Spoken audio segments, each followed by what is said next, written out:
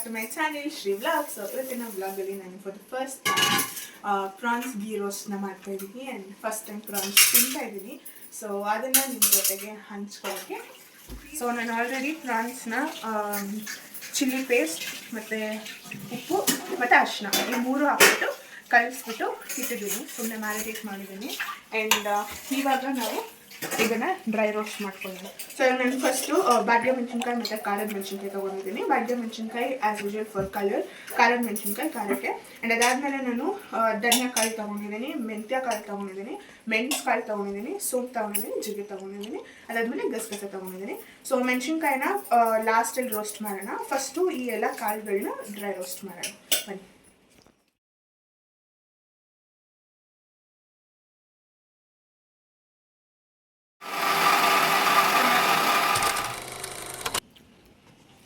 So ಸ್ವಲ್ಪ ಎಣ್ಣೆ, ಸ್ವಲ್ಪ ತುಪ್ಪ ಹಾಕ್ತಿದ್ದೀನಿ, ಒಂದು ಈರುಳ್ಳಿ.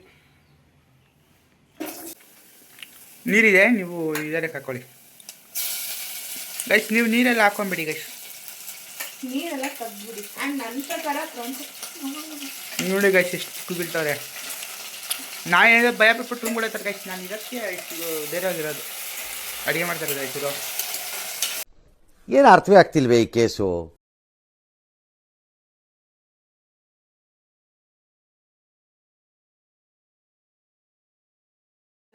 ನಾನು ಹಾಕಿರೋ ತುಪ್ಪ ಎಲ್ಲ ನೋಡಿ ಇಲ್ಲಿ ಕಾಣಿಸ್ತಾ ಇದೆಯಾ?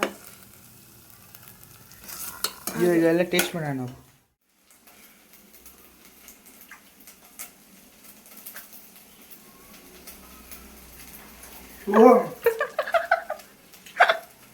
ಚೆನ್ನಾಯ್ತಾ? ನೀನು ಕ್ಯಾಮ್ರಾ ಮುಂದೆ ಆಡೋ ಥರ ಆಡ್ಬಿಡ. ನಿಂಗೆ ಕೊಟ್ಟಿದ್ದೀನಿ ಹಂಗಾಯ್ತು. ಚೆನ್ನಾಯ್ತಾ? ಬೆಂದೈತಾ? ಚೆನ್ನಾಗಿದೆ, ಬಂದಿದೆ. ಏನೋ ಕಂದಲೆ, ಏನೋ ಏನೋ ಏನೋ ಏನ್ ಸ್ಮಾರ್ಟ್ ಆಗಿದೆಯಲ್ಲಿ. ಆಫ್ರಿಕಾದಿಂದ ನಡ್ಕೊಂಡೇ ಬಂದ್ಬಿಟ್ಟಿಯೇನೋ. ನಾವು ಅಮ್ಮಂಗೆ ಟೇಸ್ಟ್ ಮಾಡೋಣ ಬನ್ನಿ. ಅವಳು ತಿನ್ನಲ್ಲ ಅನ್ಸುತ್ತೆ. ಇರೋ ಇನ್ನೊಂದ್ಸಲಿ ಮಿಕ್ಸ್ ಮಾಡಿಬಿಡ್ತೀನಿ. ಏನಿಲ್ಲ ಬನ್ನಿ ಬನ್ನಿ. ಇವಾಗ ನಾ ಅವಳು ತಿನ್ನಲ್ವೇನೋ. ಹಂಗೆ ಬೇಡಪ್ಪ.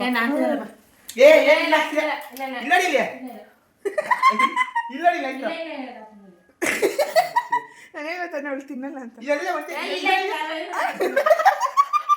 ಚಿಕನ್ ಅಂಗಡಿ ಹತ್ರ ಹೋಗ್ಬಿಟ್ಟು ನೋಡೋಣ, ಕ್ಲೀನಿಂಗ್ ಮಾಡೋದಲ್ಲ ತಿನ್ನಕ್ಕಾಗಲ್ಲ. ನೋಡಾಯ್ತು ನೀನು ತಿನ್ಬೇಡ.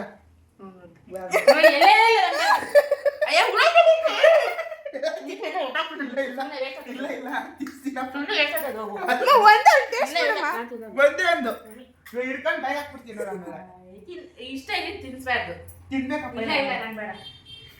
ನಮ್ಮ ಹೊಟ್ಟೆ ಎಷ್ಟು ಉರ್ಸ್ತಾವ್ರೋ ಆ ಭಗವತ್ನ ನೋಡಿದ್ರೆ. ಅವಳು ಹೇಳ್ಬಿಟ್ಟಿದ್ದಾಳೆ. ಅಯ್ಯೋ ನಂಗೆ ಭಯ ಕಣೋ. ಏನಿಲ್ಲ ಗೈಸ್, ಒಳ್ಳೆ ಉಪ್ಪಿನಕಾಯಿ ಇದೆ ಹಿಂಗಿದೆ. ಅಯ್ಯೋ